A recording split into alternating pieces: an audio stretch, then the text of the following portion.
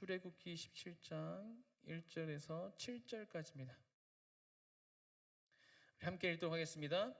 이스라엘 자손의 온 회중이 여호와의 명령대로 신 광야에서 떠나 그 노정대로 행하여 르비딤에 장막을 쳤으나 백성이 마실 물이 없는지라. 백성이 모세와 다투어 이르되 우리에게 물을 주어 마시게 하라. 모세가 그들에게 이르되 너희가 어찌하여 나와 다투느냐. 너희가 어찌하여 여호와를 시험하느냐. 거기서 백성이 목이 말라 물을 찾으매 그들이 모세에게 대하여 원망하여 이르되 당신이 어찌하여 우리를 애굽에서 인도해 내어서 우리와 우리 자녀와 우리 가축이 목말라 죽게 하느냐. 모세가 여호와께 부르짖어 이르되 내가 이 백성에게 어떻게 하리까. 그들이 조금 있으면 내게 돌을 던지겠나이다. 여호와께서 모세에게 이르시되 백성 앞을 지나서 이스라엘 장로들을 데리고 나일강을 치던 내 지팡이 손에 잡고 가라. 내가 호렙산에 있는 그 반석 위 거기서 내 앞에 서리니 너는 그 반석을 치라. 그곳에서 물이 나오리니 백성이 마시리라. 모세가 이스라엘 장로들의 목전에서 그대로 행하니라. 그가 그곳 이름을 마사 또는 무리바라 불렀으니 이는 이스라엘 자손이 다투었으며 또는 그들이 여호와를 시험하여 이르기를 여호와께서 우리 중에 계신가 안 계신가 하였으며더라. 아멘. 아멘. 네, 저는 오늘 매너리즘이라는 제목으로 함께 말씀을 나누고자 합니다. 오늘 본문 말씀 우리가 너무나도 잘 알고 있는 그런 출애굽 여정 중에 있었던 한 가지의 사건입니다. 그래서 본문을 살펴보기에 앞서서요, 오늘 본문이 있기까지 이들의 여정을 좀 간단하게 정리하고 함께 살펴보도록 하겠습니다. 하나님께서 아브라함을 택하셨죠. 아브라함을 택하셔서 이제 이스라엘 백성을 하나님의 백성으로 택하셨습니다. 그리고 아브라함에게 하늘의 별을 보여주시고 또 바다의 모래를 보여주시면서 너를 통해서 이 큰 민족을 이룰 것이다 라고 약속의 말씀을 주셨습니다. 그래서 이제 아브라함, 이삭, 야곱 이렇게 대를 이어서 자손을 이어갔죠. 하지만 그 정도 가지고는 이제 큰 민족이라고 하기에는 너무나 부족한 그런 숫자였습니다. 주변에 있는 너무나 큰 나라들도 있었고 다른 민족이 한번 치면 정말 그들은 흔적도 없이 사라질 수 있는 그런 작은 규모였습니다. 그래서 하나님께서는 요셉을 통해서 뭐 형들의 나쁜 마음이었지만 어쨌든 그 요셉을 통해서 이스라엘을 애굽으로 인도하셨죠. 인도하셔서 애굽 당시에 굉장히 큰 나라였습니다. 애굽이라는 큰 울타리 안에서 이스라엘을 안전하게 성장시켰습니다. 비록 그들의 노예로 살고 있었지만 그래도 다른 나라가 쳐들어와서 치지는 못하는 애굽이 보호해주고 있기 때문에 그 애굽이란 나라 안에서 계속 이제 그 성장한 것이죠. 그리고 때가 되어서 하나님께서 모세를 보내셔서 하나님의 백성이 이스라엘을 이제 그 민족을 출애굽시키기로 이제 하십니다. 하지만 애굽이 이스라엘을 그냥 보내줄 리가 없죠. 노예로 잘 부려먹고 있었는데 그들을 보내주고 나면 그들이 하던 일을 누가 해야 됩니까? 자기들이 해야 되는데 그 힘들고 어려운 일, 막 벽돌 만들어야 되고 막 성 쌓아야 되고 이런 힘든 일 우리 대신에 잘해주고 있었는데 걔네들 보내고 나면 자기네들이 다 해야 되니까 그냥 보내줄 리가 없죠. 그래서 안 보내주죠. 그래서 하나님께서 이제 10가지 재앙을 통해서 계속 보내라. 마지막 10번째 재앙에서 이제 그 애굽 왕 바로의 마음이 꺾입니다. 그래서 이제 출애굽을 시키기로 보내주기로 하고 이제 출애굽에 성공을 합니다. 그런데 이제 그 이스라엘 백성들이 이제 애굽 안에서만 살았잖아요. 애굽 안에서만 살고 뭐 어떤 교육을 받는 것도 아니고 그냥 노예로 일만 하다가 있었는데 그 이스라엘 백성들이 애굽을 나와가지고 어디로 가야 될지 알 수가 없는 거죠. 뭐 당시 내비게이션이 있던 것도 아니고 지도가 있던 것도 아니고 어디로 가야 될지 모르는 상황 가운데 있었는데 정말 신실하신 하나님께서는 낮에는 구름 기둥 또 밤에는 불 기둥으로 이스라엘 백성들을 인도해 주셨습니다. 인도하신 것뿐만 아니라 낮에는 구름 기둥으로 뭘 했습니까? 뜨거운 태양을 가려줬습니다. 그 이스라엘 다녀오신 분들 계시죠? 낮에 한번 그 볕을 쬐 보셨나요? 햇볕이 좋아. 선탠 막 이렇게 크림 바르고 네, 너무 뜨겁다고 합니다. 저는 아직 가보지 못했어요. 가보지 못했지만 네, 굉장히 뜨겁습니다. 그리고 밤에는 불기둥으로 그들을 또 따뜻하게 네, 지켜주셨죠. 네, 낮밤 기온차가 너무 커서 밤에 그냥 밖에서 있으면은 네, 살아남을 수가 없다고 합니다. 아무튼 불기둥으로 그 추위에서 벗어날 수 있도록 함께 해주셨습니다. 정말 신실하고 네, 정말 섬세하신 그런 하나님이시죠. 아마도 이스라엘 백성들은 그 구름 기둥과 불 기둥의 인도를 받으면서 정말 하나님은 살아계시다라고 하면서 감탄을 하면서 네, 하나님을 높여드리며 이게 계속해서 걸어갔을 것 같습니다. 그렇게 구름 기둥과 불 기둥의 인도를 받으면서 이제 가다가 처음으로 마주하게 된 것이 무엇이었습니까? 홍해였습니다. 홍해. 네. 잘 가고 있는데 갑자기 바다가 내비게이션이 잘못된 것도 아니고 가다가 갑자기 네, 직진인데 바다예요. 네, 뒤로 가려고 돌아보니까 뭐가 오고 있어요? 네, 애굽의 군사들이 적들 막 오고 있어요. 보여요. 이제 큰일 난 거죠. 앞으로도 못 가, 뒤로도 못 가. 그래서 백성들이 뭐라고 합니까? 애굽에 매장지가 없어가지고 우리를 여기까지 끌고 와서 이 광야에서 죽게 만드냐라고 막 원망하고 불평하기 시작합니다. 그런데 선하신 하나님께서 네, 그 원망에도 불구하고 바다를 가르쳐주셨죠. 길을 내주셨습니다. 바다를 가르쳐서 이스라엘 백성들이 질퍽한 땅을 간 것도 아니고 마른 땅을 밟고 건너갈 수 있도록 하셨다는 거죠. 정말 엄청난 기적을 네, 경험했습니다. 이스라엘 백성들이. 이스라엘 백성들이 건너갔던 홍해 네, 결코 짧은 거리가 아닙니다. 네, 이스라엘 백성들이 이쪽 끝에 시작해서 반대편까지 갈 때까지 얼마나 걸렸을까요? 개인이 갔을 때 전체가 가는 시간 말고 내가 딱 시작을 해가지고 끝에 딱 나왔어. 얼마나 걸렸을까요? 20분 4시간 7시간 47분 네? 한 달 네 13시간 뭐 학자들의 연구 막 의견이 분분하지만 네, 학자들의 연구에 의하면 거리가 최소한 16km는 됐을 것이다. 왜냐면 그 홍해가 길쭉하게 있는데 거기 가장 짧은 거리가 16km인 거죠. 그래서 어딜 가도 16km보다 넓은 거죠. 16km 10분 20분에 걸어가서 갈 시간 그런 거리가 아닌 것입니다. 여기서 교회에서 저기 영도까지가 15km예요. 그보다 더 간 거죠. 영도 섬 가운데까지 들어간 거예요. 그만큼을 걸어간 겁니다. 네. 그러니까 그 어플을 찍어보니까 걸어서 4시간 좀 넘게 나오더라고요. 그러니까 4시간 넘게 4시간 반 정도? 네? 4시간 57분. 한번 갔다 오세요. 가서 전화 줘 데리러 갈게. 네, 4시간이 넘는 거리를 걸어간 거죠. 네, 평생 잊을 수 없는 네, 그런 기적을 체험한 겁니다. 잠깐 뛰어간 것도 아니고 그 긴 시간 동안 그걸 걸어가면서 느꼈겠죠. 정말 하나님은 놀라우시다. 이렇게 기적적으로 홍해를 건너서 이제 수르 광야로 들어갑니다. 수르 광야 들어가서 이제 3일째가 되는 데까지 3일이 됐는데도 사흘 동안 물을 얻지 못해요.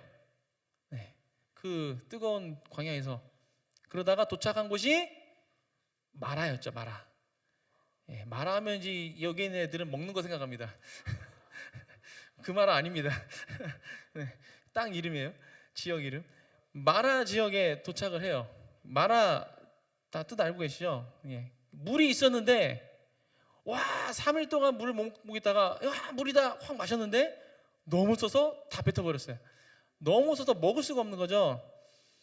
그러자 이 백성들이 또 막 분노한 거죠. 아마 그랬을 것 같아요. 3일 동안 꾸역꾸역 참고 있다가 가다 나오겠지 참고 있다가 물을 발견하면서 모든 긴장이 확 풀렸는데 마셨는데 못 먹는 물이야. 분노가 확 올라오지 않았나. 그래서 또 원망하기 시작합니다. 근데 이번에도 하나님께서 백성들을 꾸짖지 않으시고 네, 기적을 베풀어 주셔서 그 물을 달게 만들으셨죠. 그래서 마셨습니다. 그 다음에 도착한 곳이 물샘 12과 종려나무 70그루가 있는 엘림이라는 곳이었죠. 네, 그곳에서 충분한 쉼을 누리고 다음 이제 신광야로 들어가게 됩니다. 이때가 이제 신광야 들어갈 때가 이제 출애굽한 지 2달 반 정도 됐다고 나와 있어요. 2달 반 지나고 나니까 이제 슬슬 뭐가 생각납니까? 애굽에서 먹었던 고기, 애굽에서 먹었던 떡, 이게 막 생각나기 시작하는 거예요. 네, 그래서 그때는 고기도 배부르게 먹었고 떡도 배부르게 먹었는데 와, 여기서 굶어 죽게 생겼다. 차라리 애굽에서 그냥 먹을 거 배불리 먹고 있다가 그냥 하나님이 그냥 죽이시면 그냥 죽음 맞이할 걸, 뭐 이런 얘기를 하고 있는 거예요. 그렇게 그렇게 불평을 합니다. 진짜 배우 망덕한 이런 이스라엘 백성들 같으냐고. 네. 앞에 있으면 뒤통수를 하는데 확 고기가 들려고 있네. 네, 때려주고 싶은데, 그죠? 그럼에도 불구하고 하나님은 정말 신실하십니다. 그 백성들에게 밤마다 메추라기를 보내주셨어요. 메추라기 막 날아와가지고 앉는 거죠. 그거 잡아다가 먹고, 또 아침이 되면 만나를 내려주십니다. 그래서 거두어들여가지고 또 먹고, 진짜 매일매일 기적을 체험하는 거죠. 매일매일 밤마다 오고 매일 아침마다 있고, 매일매일 그런 기적을 경험하면서 이들이 시간들을 보냈습니다. 그리고 이제 오늘 본문이 이어지는 거예요. 오늘 본문 보니까 1절 보니까요, 이스라엘 자손의 온 회중이 여호와의 명령대로 신 광야에서 떠나 그 노정대로 행하여 르비딤의 장막을 쳤으나 백성이 마실 물이 없는지라 라고 되어 있습니다. 하나님의 명령에 순종해서 신 광야를 떠나서 이제 르비딤에 도착했는데 장막을 쳤는데 마실 물이 없었다는 거죠. 그러자 백성들이 또 어떻게 반응했습니까? 하나님께 기도하자, 물 주실 거야, 이러지 않았죠. 2절에 보니까 백성이 모세와 다투어 이르되 우리에게 물을 주어 마시게 하라 라고 소리쳤습니다. 이게 무슨 말입니까? 야, 물 내놔, 물 줘, 물 내놔, 물 달라고 막 소리쳤던 거죠. 그리고 어찌하여 우리를 애굽에서 인도해 내어서 우리와 우리 자녀와 우리 가축이 목말라 죽게 하느냐 하면서 모세를 원망했습니다. 어쩌면 이렇게 한결같은지 모르겠어요. 잘 나가다가도 뭔 일만 있으면 원망해요. 그리고 애굽에 있을 때가 훨씬 더 좋았다, 왜 여기를 끌고 와서 우리를 여기서 죽게 만드냐, 레퍼토리가 똑같습니다. 진짜 한결같아요. 이렇게 불평을 하는 거죠. 정말 변함이 없습니다. 이 완악한 백성들 같으니라고. 아주 그냥 조금은 변했어요. 조금 변했는데 어떻게 변했는가 하면 이제는 모세가 자신의 생명의 위협을 느낄 정도로 이제 백성들이 막 난동을 부리기 시작한 거죠. 좀 더 있으면 난 돌에 맞춰 죽겠다 싶을 정도로 이들이 더 포악하게 또 이제 막 난동을 부리고 있는 겁니다. 더 완악해졌어요. 이번에도 역시 하나님께서는 이들에게 어떠한 말씀 하나도 안 하시고 그냥 이들의 요구를 다 들어주시죠. 모세에게 방법을 알려주십니다. 지팡이로 가지고 가서 반석을 쳐라. 그리고 모세는 그 장로들의 목전에서 그 앞에서 그대로 했고 물이 쏟아져 나왔죠. 그래서 백성들은 물을 마실 수가 있었습니다. 모세는 그래서 그곳의 이름을 마사 또는 무리바라고 붙였습니다. 성경을 읽다 보면 이제 어떠한 사건이 있은 후에 그 지역에 이름을 붙이는 모습들을 종종 보게 됩니다. 우리가 예전에 나눴던 베델도 이제 그런 경우였죠. 다른 이름이 있었는데 베델이라고 이름을 지었죠. 오늘 모세가 그곳에 이름을 붙인 건 마사하고 무리바였습니다. 마사라는 이름은요, 시험이라는 뜻을 가지고 있습니다. 시험. 그리고 무리바는 다툼, 싸움, 이런 뜻을 가지고 있습니다. 그래서 하나님을 시험하고 모세와 다툰 곳, 그런 의미를 갖고 있는 것이죠. 그 지역이. 자, 오늘 본문, 오늘 이제 본문이 여기까지인데 이 본문 사건이 있기까지 이스라엘 백성의 출애굽 여정을 함께 살펴봤습니다. 출애굽 여정에 있었던 사건 하나 하나, 우리가 이미 뭐 수차례 많이 들었습니다. 뭐 홍해 건넜던 거, 그리고 뭐 마라 그 땅에서 했던 거, 뭐 엘림을 만났던 거, 뭐 이런 것들 다 그 따로 하나씩은 많이 다 들었어요. 잘 알고 있었지만 이거를 그냥 쭉 보니까 이스라엘 백성들이 얼마나 완악하고 믿음 없는지 우리가 정말 새삼 느끼게 되는 것 같습니다. 그냥 이렇게 뭐 하나하나 봤을 때는 뭐 그래 그 상황이 힘들었으니까 그럴 수도 있겠다 싶은데, 전체 쭉 보니까 얘네들이 계속 그러네. 뭐 일만 있으면 계속 그래요. 정말 한결같이 어떻게 이게 똑같은 패턴으로 계속 이룰 수 있을까? 그 정도로 정말 잘 따라가다가도 뭔 일만 있으면 원망하고, 애굽 시절이 더 좋았네. 뭐 그리고 뭐 왜 우리를 여기까지 끌고 와가지고 우리를 여기서 죽이려고 데려왔냐? 뭐 이런 진짜 때리고 싶은 그런 말들을 계속했습니다. 정말 생각나는 대로 막 뱉었던 것 같아요. 이성이 없는 거죠. 잃어버린 거죠. 그냥 너무 힘드니까 막 뱉었던 것 같아요. 이런 이스라엘 백성들을 볼 때마다 이런 생각이 듭니다. 아니 어떻게 저럴 수가 있을까? 아니 어떻게 저럴 수가 있을까? 앞뒤 없이 그냥 아까 말씀드렸지만 딱 그것만 보면 그럴 수도 있겠다 싶지만, 이 행했던 것들 다 보니까 야 이건 진짜 너무했다. 어떻게 이럴 수가 있을까라는 생각이 들죠. 안 그런가요? 저만 그런가요? 그죠? 그래 너희들만 나만 성격이 못돼가지고 근데 못된 것 같아요 진짜. 어떻게 이럴 수가 있어 하나님한테. 이들이 경험한 그 기적들이 보통 기적들이 아니잖아요. 눈앞에서 바다가 가려졌어요. 눈앞에서 바다가 가려졌다니까요. 이게 어디 뭐 흉내라도 낼 수 있는 그런 기적이 아니잖아요. 그죠? 어디 여기 온천천 가가지고 밤새 기도해 보세요. 물이 가라지나 우리 목만 가라집니다. 안 돼요, 안 돼. 이건 진짜 흉내도 못 내는 건데 여기서 끝난 게 아니잖아요. 그리고 그 길을 따라서 우리가 그 백성들이 4시간이 넘도록 그 길을 걸어갔다라는 것입니다. 4시간이 넘도록 걸어가는 그 길, 양 옆에는 뭐가 있었습니까? 물로 된 벽이 있었죠. 이런 표현 많이 합니다. 자연산 아쿠아리움이다. 4시간 동안 걸어가는데 이제 별별 게 다 있을 것 같아요. 이거 뭐 한국에 아무리 큰 아쿠아리움 가도 4시간 동안 구경 못 합니다. 그냥 보면은 그 전에 끝나요. 근데 4시간 동안 구경할 수 있는 아쿠아리움이 쫙 펼쳐져 있는 거죠. 저는 그랬을 것 같아요. 제가 만약 그 길을 걸어갔다 너무 신기해가지고 막 손 넣어보고 머리 한번 넣어보고 그랬을 것 같아요. 그리고 뭐 뜰채 있으면 가다가 이게 샥 해가지고 낚시 좀 해가고 막 그러지 않았을까. 그리고 그들이 건너간 후에 애굽 군대가 그 말과 병거가 완전히 수장되는 것을 그들이 그 앞에서 다 바라봤습니다. 직접 경험한 거죠. 정말 말도 안 되는 그런 엄청난 사건이 그 눈앞에서 펼쳐졌습니다. 정말 이제 죽었다 싶었는데 정말 기적적으로 그들이 살아난 것이죠. 거기서 누가 바다를 가를 생각을 했을까요? 거기 있던 사람들 아무도 그런 생각 못했을 겁니다. 하나님께서 그렇게 하셨죠. 그리고 고기 먹고 떡 먹고 싶다고 하니까 매일 밤낮으로 메추라기하고 만나를 보내주셨죠. 뭐 하루 이틀 그랬다면 이건 와 진짜 우연이다라고 할 수 있겠지만 40년 동안 하루도 빠짐없이 그 주일은 쉬었으니까 빼고 계속 먹을 수 있도록 그렇게 내렸다는 겁니다. 뭐 물론 농담반 진담반도 이런 말들 합니다. 40년 동안 똑같은 음식만 먹는 건 좀 끔찍하다.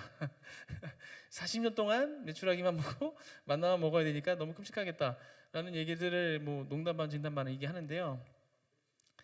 뭐 지금이야 뭐 조리 방법도 다양해지고 뭐 양념들도 굉장히 많아가지고 한 가지 재료만 가지고도 다양한 음식을 만들 수 있습니다. 그죠?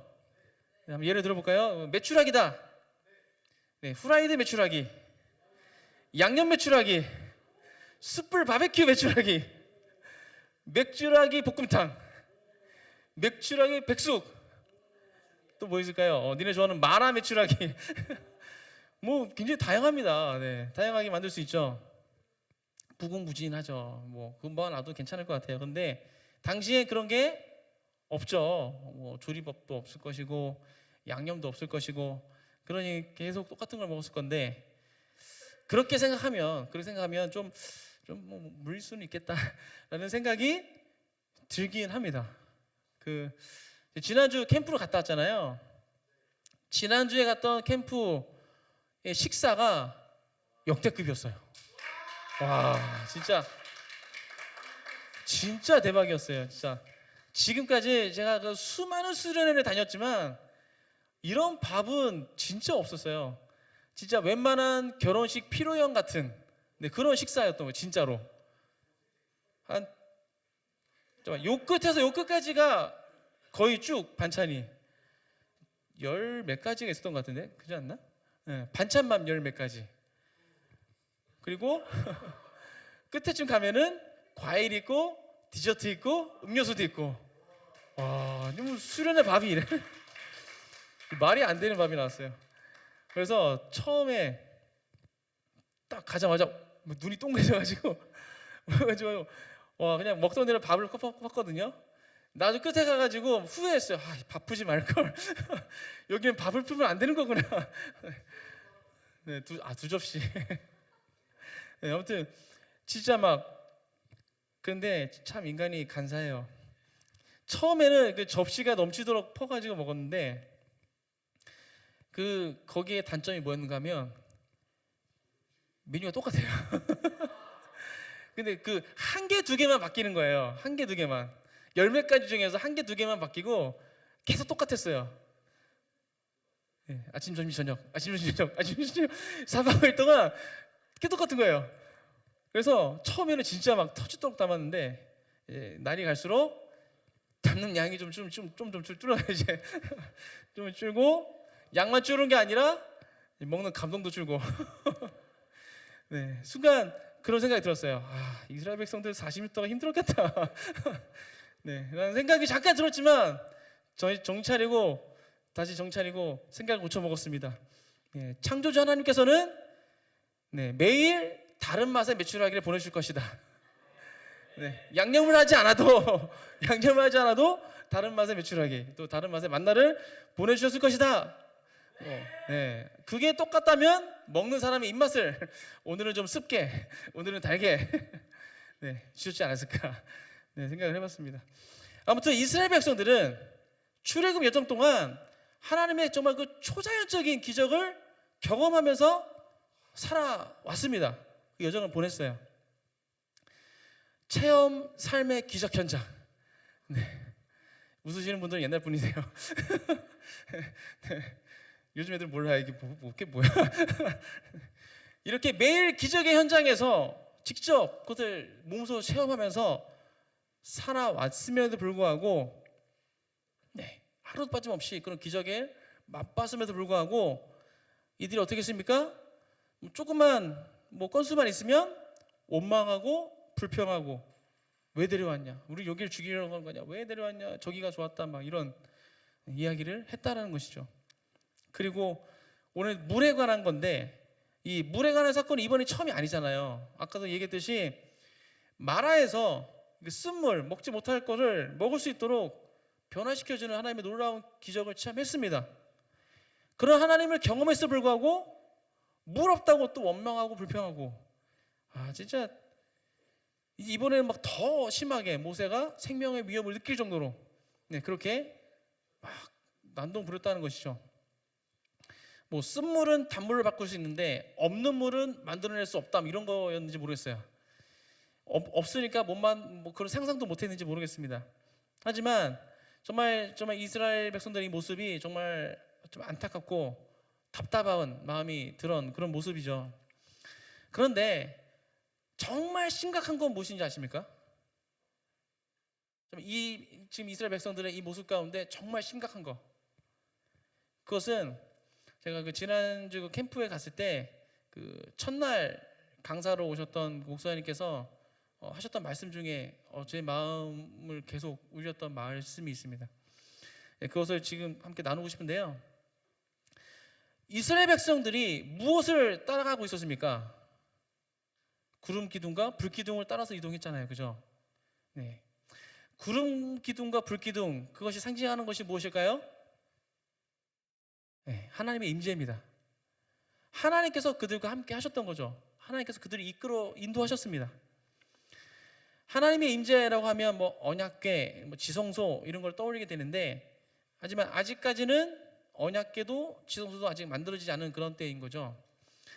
네, 그렇다고 하나님께서 이스라엘 백성들을 뭐 보내놓고 멀리 떨어져 계신 게 아니라, 네, 구름 기둥과 불 기둥으로 그들과 함께 그들을 인도하고 계셨다라는 것입니다. 이스라엘 백성들은 출애굽 여정 동안 이 구름 기둥과 불 기둥을 따라서 가나안 땅으로 나아갔습니다.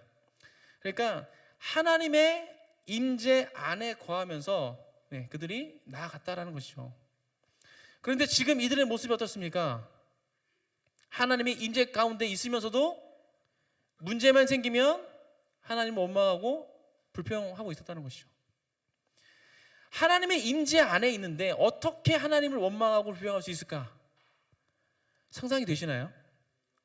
네. 그 임재 안에 살고 있는데 눈앞에 보이잖아요. 그게 뭐 불기둥이 하늘까지 닿았는데 그게 뭐 어디 뭐 앉아 있으면 안 보이고 그런 거 아니잖아요. 어디 있어도 다 보일 텐데, 어디를 둘러봐도 보이는 그 구름 기둥과 불 기둥, 그 하나님의 임재가 그 앞에 바로 있는데 그 안에 살고 있으면서 어떻게 하나님께 원망하고 불평할 수 있었을까요? 말이 안 되는 것 같지만 지금 이스라엘 백성들의 모습이 그러하다라는 것입니다. 하루 24시간 365일 한순간도 빠짐없이 그 구름 기둥과 불 기둥이 함께 하면서 그 길을 인도하고 있었습니다. 그 하나님을, 그런데 그 하나님을 원망하고 불평했다라는 것이죠. 사실 이들은 구름 기둥과 불 기둥이 없으면 단 하루도 버티지 못했을 것입니다. 아까도 말씀드렸지만 낮에는 너무 뜨거워서 일사병에 걸리든지 아니면 탈수가 나서 아마 죽었을 거예요. 밤에는 모두 추워서 얼어 죽었을 겁니다. 지난 주일에 라온이가 왔어요, 교회. 대만 전지훈련을 마치고 와서 지금은 이제 또 올라갔는데요. 대만에서 훈련 마치고 왔습니다. 그러면서 라온이가 하는 말이, 대만에서는 영상 6도, 영하 6도 아닙니다. 영상 6도인데 얼어 죽는 사람이 있다라고 얘기하더라고요. 영상 6도인데. 상대적인 거죠. 우리한테는 영상 6도 하면은 그냥 겨울에 좀 쌀쌀한, 뭐 좀 춥다 뭐 정도, 아니면 뭐 버틸만하네 뭐 이런 정도의 추위지만, 그 대만에 있는 사람들한테는 진짜 견딜 수 없는 그런 추위가 되는 거죠. 얼어 죽습니다.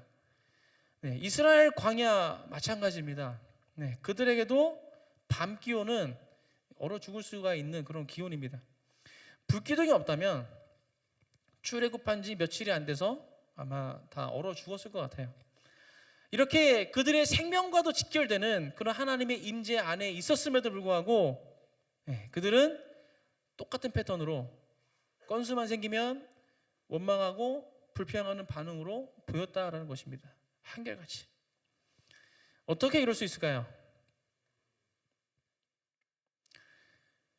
그날 캠프 강사로 오셨던 그 목사님이요, 이것에 대해서 이렇게 말씀해 주셨어요. 그들이 하나님의 임재에 대해서 너무 익숙해져 가서 무뎌진 것 같다. 영적 매너리즘이죠. 매일 같이 있으니까, 매일 보이니까, 내가 뭐 어떻게 해도 불평을 해도 항상 저기 계시니까 너무 당연한 거죠. 하나님의 임재가 있는 것이. 그래서 하나님의 임재 안에 있는 것, 이것이 은혜로 여기지는 것이 아니라 그냥 당연한 겁니다. 당연히 있어야 되는 거죠. 마치 우리가 호흡하면서 공기가 있다는 것에 그것이 하나님의 은혜라는 것으로 우리가 생각하지 못하는 것과 마찬가지인 거죠. 혹시 여러분들 숨 쉬면서 하나님 감사합니다, 숨 쉴 수 있는 공기를 주셔서 라고 감사하시는 분 계신가요? 하루에 몇 번 숨 쉰가요? 호흡을 몇 번 할까요, 우리가? 단 한 번도 감사하다는 그런 마음조차도 갖지 않습니다. 혹시 오늘 지금 이 예배 자리에 나오시면서 하나님 오늘 수요 예배 드릴 수 있도록 해주셔서 감사합니다라고 그렇게 감사하시면서 오신 분 계신가요? 할렐루야. 할렐루야의 소망이 있습니다. 네. 죄송하지만 저도 안 그랬어요. 이 설교에 대한 부담감으로 지금 저녁도 못 먹고 아무튼 잘 안 그런다는 거죠. 네. 너무 그냥 당연한 거죠. 수요일이니까 수요배가 있는 거고, 네. 그냥 우리가 숨 쉬는 건 당연한 거고, 네. 이스라엘 백성도 그러했던 것 같습니다. 항상 있으니까. 네. 하나님의 임재는 원래 같이 있어야 되는 거고, 너무나도 당연한 것이 되어버린 거죠. 완전히 영적 매너리즘에 빠져버린 것입니다. 그래도 이때는 그들이 구름 기둥, 불 기둥을 따라갔죠. 예, 다행히 따라갔습니다. 그래서 다행히 가나안까지 갔어요. 영적 매너리즘에 빠진 채로 세월이 흐른 이스라엘 백성들은 어떻게 됐을까요? 그들이 따라가긴 했지만 더 많은 시간이 흐른 뒤에 이 이스라엘 백성들이 어떻게 바뀌었을까요? 사무엘상 2장 22절부터 25절입니다. 사무엘상 2장 22절부터 25절까지 함께 읽도록 하겠습니다. 엘리가 매우 늙었더니 그의 아들들이 온 이스라엘에게 행한 모든 일과 해방문에서 수종도는 여인들과 동침하였음을 듣고 그들에게 이르되 너희가 어찌하여 이런 일을 하느냐 내가 너희의 악행을 이 모든 백성에게서 듣노라. 내 아들들아 그리하지 말라. 내게 들리는 소문이 좋지 아니하니라. 너희가 여호와의 백성으로 범죄하게 하는도다. 사람이 사람에게 범죄하면 하나님이 심판하려니와 만일 사람이 여호와께 범죄하면 누가 그를 위하여 간구하겠느냐 하되 그들이 자기 아버지의 말을 듣지 아니하였으니 이는 여호와께서 그들을 죽이기로 못하셨음이더라. 네. 제사장의 아들들이 악행을 행했습니다. 숨어 산 것도 아니고 그 소문이 온 백성에게 퍼져가지고 백성을 거쳐가지고 아버지한테 들어올 정도였어요. 엘리의 아들들은 아버지의 뒤를 이어서 제사장으로서 하나님을 섬겨야 되는 그 성소를 섬겨야 되는 자들입니다. 거룩하게 구별되어야 하는 자들이죠. 그러한 자들이 악행을 저지르고 있었어요. 이들이 이 정도였으면 일반 백성들은 뭐 말할 것도 없을 것 같습니다. 아버지의 말씀을 귓등으로도 안 듣고 계속해서 악행을 저질렀습니다. 결국 그 두 아들은 죽임을 당하게 되죠. 사무엘상 3장 1절 한번 읽어보도록 하겠습니다. 사무엘상 3장 1절 시작. 아이 사무엘이 엘리 앞에서 여호와를 섬길 때에는 여호와의 말씀이 희귀하여 이상이 흔히 보이지 않았더라. 네, 사무엘은 그 어머니 한나의 그 서원대로 하나님 앞에서 자랐어요. 그래서 성전에서 제사장 엘리와 함께 생활했습니다. 성전의 지성소에는 무엇이 있었습니까? 이때 언약궤가 있었죠. 이때는 이제 만들어졌으니까 성소 지성소 안에는 언약궤가 있었습니다. 아까 앞에서 잠깐 말씀드렸듯이 언약궤와 지성소는 하나님의 임재를 상징하는 것이죠. 출애굽기 25장에서 하나님께서 백성들에게 함께 거하시기 위해서 성소를 지어라 말씀하셨고 어떻게 지어라 말씀하셨습니다. 그 지성소 언약궤 이것은 하나님의 임재가 있는 곳입니다. 그 엘리와 그 아들들 그리고 사무엘도 같이 있었죠. 그 성소에서 있었어요. 그렇다면 그 외형상 봤을 때 이스라엘 백성들에게는 여전히 하나님의 임재가 있었던 거죠. 지성소가 있었고 언약궤가 있었으니까 하나님의 임재가 있었습니다. 하지만 그 실상은 어떠했습니까? 여호와의 말씀이 희귀하여서 이상이 흔히 보이지 않았다라고 말씀해주고 있습니다. 하나님의 말씀이 희귀해졌어요. 하나님께서 백성들에게 제사장들에게 말씀하시는 일들이 거의 없었다는 겁니다. 그리고 이상이 흔히 보이지 않았다는 거죠. 하나님께서 나타나시는 말씀하시는 그런 모습들이 나타나지 않았습니다. 하나님의 임재를 상징하는 언약궤는 잘 모셔두고 있었지만 하나님의 말씀이 희귀했다는 것입니다. 이것이 무엇을 말해주는 겁니까? 실제적인 하나님의 임재는 사라졌다는 것입니다. 외형상 그 임재는 있는 것처럼 보였죠. 하지만 실제적인 하나님의 임재는 나타나지 않았습니다. 더 이상 하나님께서 그들에게 말씀하지도 않고 나타나지도 않았다는 거죠. 당연히 함께 있다고 생각했던 하나님의 임재, 이제는 더 이상 그러지 않다라는 것입니다.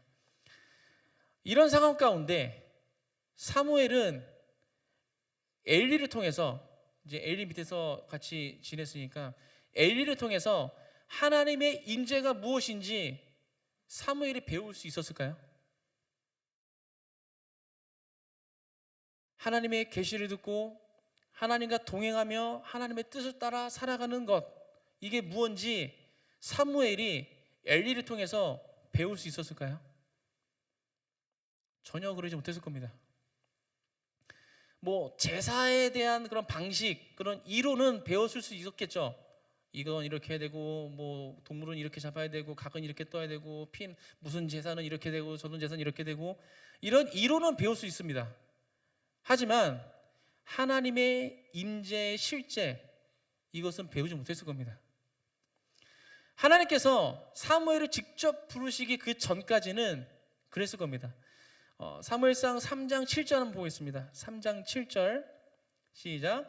사무엘이 아직 여호와를 알지 못하고 여호와의 말씀도 아직 그에게 나타나지 아니한 때라. 하나님께서 사무엘을 총 몇 번 부르셨습니까? 여러 번이죠. 여러분 몇 번? 그죠? 4번. 4번 부르셨, 4번. 4번 불렀는데 3번 부를 때까지는 사무엘이 엘리에게 뛰어왔어요. 그죠? 그리고 이제 3번째 갔을 때 엘리가 이거 하나님께 부르신 거구나. 그래서 이제 4번째 부를 때는 이제 하나님께 대답을 했죠.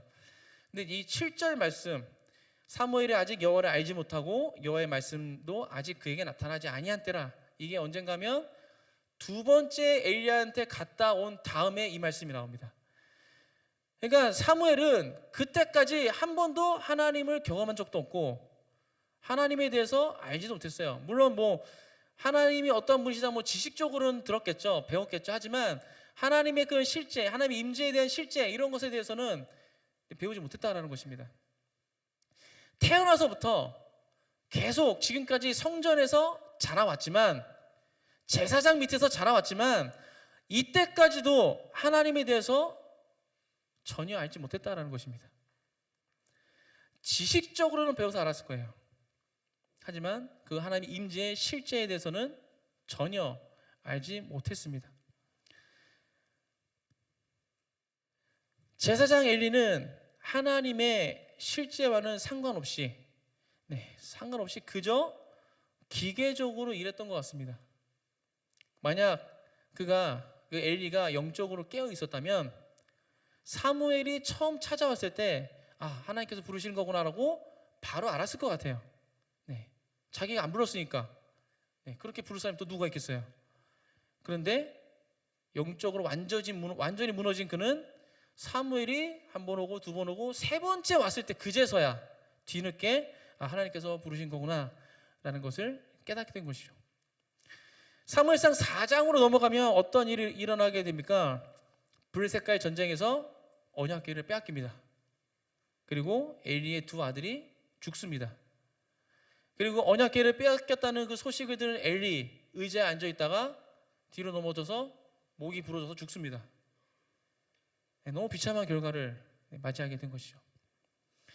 출애굽 여정 가운데 하나님의 임재 안에 거하는 은혜를 누리면서도 하나님을 찬양하고 감사하기보다는 하나님을 향해 원망하고 불평했던 이스라엘 백성들, 하나님의 임재를 당연하게 여겼던 그 이스라엘 백성들, 영적 매너리즘에 빠져있던 이스라엘 백성들, 그들은 하나님의 임재에 대해서 무감각해졌고 더 이상 하나님의 임재를 알려줄 수도 없게 되었습니다.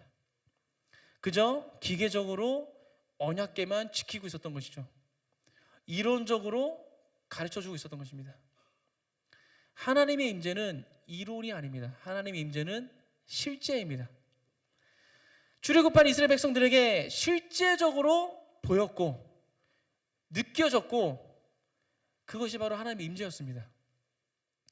제가 믿기로는 여기 계시는 분들 모두 실제적인 하나님의 임재를 경험하신 분들이라고 저는 믿습니다. 한 가지 질문을 드리겠습니다. 하나님의 임재 가운데 살아가실 때 하나님께 어떻게 반응하셨습니까? 모든 일에 감사함으로 반응하셨습니까? 아니면 이스라엘 백성처럼 좀 어려운 일이 생길 때마다 원망하고 불평하셨습니까? 한 가지 질문 더 드리겠습니다. 지금도 하나님의 임재 가운데 살아가고 계십니까? 삶 속에서 실제로 하나님을 경험하면서 하나님과 동행하고 계십니까? 아니면 과거에 내가 경험했던 그 하나님을 떠올리면서 지금도 함께 하실 거라고 자신을 위로하며 살아가고 계십니까? 우리가 하나님의 임재를 잃어버리면 우리의 다음 세대들은 하나님의 임재를 알지도 못한 채 죽임을 당할 것입니다. 자녀들에게 예배에 대해서 어떻게 가르쳐주고 계십니까? 주일은 예배 드려야 돼. 설교 시간에 떠드는 거 아니야. 잘 들어야 돼. 통성 기도할 때는 크게 기도하는 거야. 혹시 이렇게 이론적으로만 가르쳐주고 계시지 않습니까? 아니면 예배를 통해서 내가 경험한 그 하나님에 대해서 나눠주고 계십니까? 우리에게 구름 기둥과 불 기둥이 보이지 않는다면 우리의 다음 세대들은요, 구름 기둥과 불 기둥이 뭔지 알 수가 없는 거예요. 설령 나중에 구름 기둥과 불 기둥이 나타났다 하더라도 그게 하나님의 임재인지 모르는 거죠. 오늘 사무엘이 음성을 듣고도 하나님의 음성인지 몰랐던 것처럼 우리의 다음 세대들은 알 수가 없습니다. 마지막으로 한 가지 이야기만 나누고 마무리를 하려고 합니다. 예배팀 나오시면 될 것 같아요. 사람마다 어머니 하면 떠오르는 이미지나 느낌이 있죠. 한번 좀 떠올려 보시겠어요? 어머니 했을 때 나에게 떠오르지는 이미지 아니면 그런 느낌. 저의 경우 어머니 하면 떠오르는 이미지는 기도하는 모습입니다. 비가 오나 눈이 오나 뭐 한파가 몰아치나 매일 새벽마다 교회 가서 새벽 예배를 드리셨어요. 그리고 금요일 밤마다 뭐 기도할 게 그렇게 많은지 정말 눈물 섞인 목소리로 막 이렇게 기도하는 모습들이 지금도 눈에 선합니다. 어머니 하면 저는 그 모습이 떠올라요. 지금의 제가 있을 수 있는 건 이 어머니의 기도 덕분이라고 저는 확신합니다. 제가 학창 시절에 막 대놓고 막 비행을 저지르고 그러진 않았어요. 인생에 남는 비행이라고 하면 초등학교 2학년 때 같은 반 친구의 500원 훔친 거.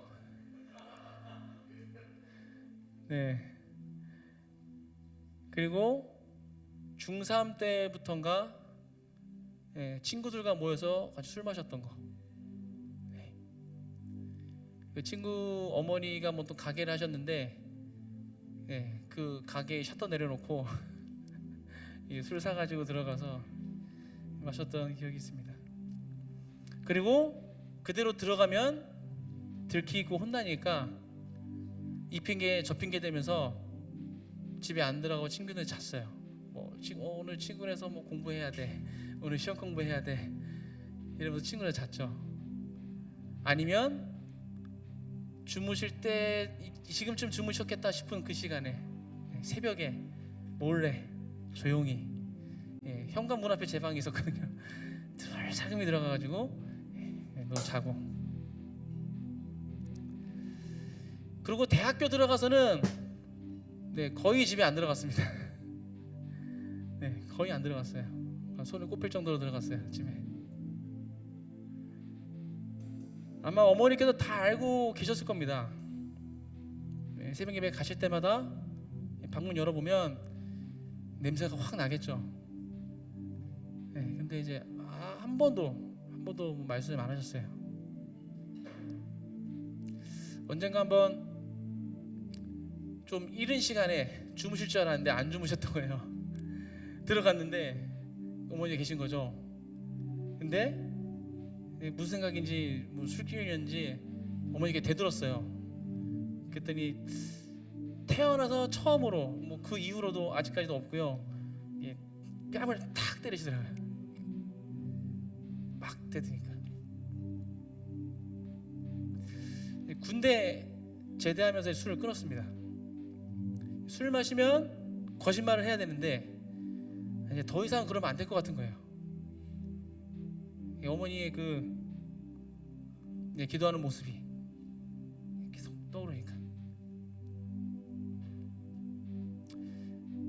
새벽마다 기도 자리로 나가시는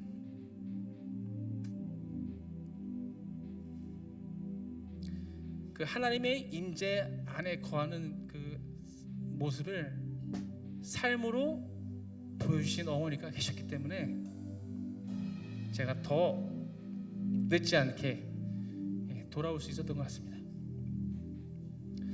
사랑하는 크리스천 여러분, 하나님의 임재 가운데 감사함으로 나아가시길 주님의 이름으로 축복합니다. 하나님의 임재가 절대 당연한 것이 아닙니다. 우리 근수배 예배가 너무 좋습니다. 진짜 좋아요. 요즘 이렇게 예배하는 교회가 진짜 찾아보기 힘들어요. 요즘 1시간도 안 되게 예배를 드립니다. 진짜로. 점점 줄어들죠. 조금만 넘어가면 성도들이 막 들고 일어서죠. 목사님 혼납니다. 성도들한테, 장로님들한테. 이런 교회가 없어요. 또 이렇게 찬양하고 또 영적인 그런 것들을 마음껏 할 수 있도록 허용해 주시는 그런 교회가 없습니다. 근데 이게 당연한 게 아니에요. 절대 당연한 게 아닙니다. 은혜입니다. 축복입니다. 날마다 그 임재를 구하면서 그곳에 거하시길 축복합니다. 그래서 우리의 그 모든 삶 가운데 하나님의 그 임재의 실제가 보여지길 주님의 이름으로 축복합니다. 이론이 아닙니다. 실제입니다. 하나님께서 우리 삶 가운데 거하신다는 건 실제인 거예요. 우리가 느낄 수 있고 볼 수가 있는 겁니다. 그런 것들이 우리 모든 삶 가운데 풀어지길 주님의 이름으로 축복합니다. 또한 우리 다음 세대들에게 하나님의 임재를 이론이 아닌 그 실제를 가르쳐 주시길 바랍니다. 우리가 경험한 그 하나님의 임재를 알려주고 그들도 함께 경험할 수 있도록 이끌어 주시기 바라요. 그래서 우리 모두가 영적 매너리즘에 빠지지 않고 날마다 새롭고 또 신선한 하나님의 임재를 누리시길 주님의 이름으로 축복합니다. 기도하겠습니다. 하나님 감사합니다.